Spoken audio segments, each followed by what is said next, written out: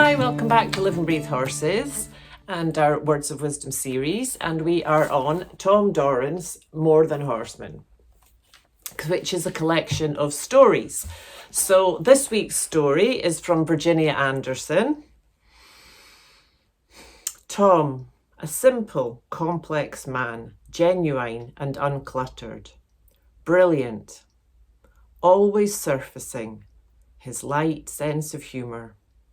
Some fun memories of the times we shared.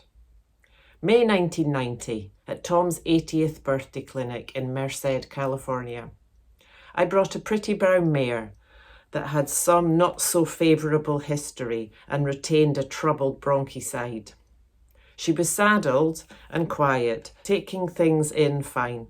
So I thought I'd sit on her for a while and watch the two round pens from a vantage point. Something set her off and she went to bucking. I'd learned to stay on her by bending her in a tight circle, crow-hopping around, hoping no one would notice.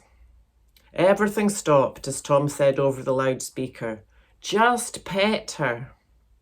When she finally stops, he advised, "Now would be a good time to get off. We'll work her in the round pen this afternoon." So much for not causing a scene. Another time at Quincy, my busy young mare was fussing and pawing, tied to a fence. It seemed a distraction to the whole clinic, so I went to move her. "Wait," said Tom.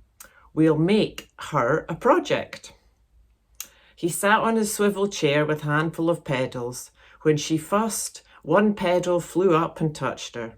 Pretty soon her attention fixed on him, and all he'd do is move his arm, and she was quiet. Another example of what might seem like a problem to me could be put to good use for the horse. In May 1995, Tom was helping me with a thoroughbred mare. The 2-year-old filly I bought was weary from the long trailer down from Oregon. She slept flat out on the warm sand at the edge of the round pen. "We'll try not to disturb the filly," Tom said with a smile. "Always considerate."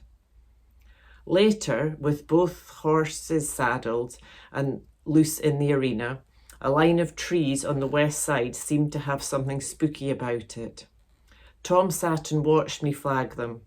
The horses were always unsure about the tree line. He told me simply but true. A horse must be confident with its surroundings, confident within itself, and confident in you. No better truth was ever spoken. I've always tried to build on that. I used a ranch trailer to haul the horses down. It had no tack compartment, and that bothered me, having to makeshift where my saddles went. "But it served you well, hasn't it?" Tom asked. Complaining wasn't Tom's way. He'd say, "I've learned if it's hot with flies, that's all right. If it's cold with fog, that's okay too. And if it's blowing sand, that's just fine." Whatever life and Mother Nature presented, he learned to accept and adapt to with great creativity. I'm still learning about that, and I'm very grateful for his example. My love and special thank you, Virginia Anderson. So I hope you'll enjoy these stories as much as I do. Thank you for joining me today. Keep tuning into the light, and I'll look forward to see you next time.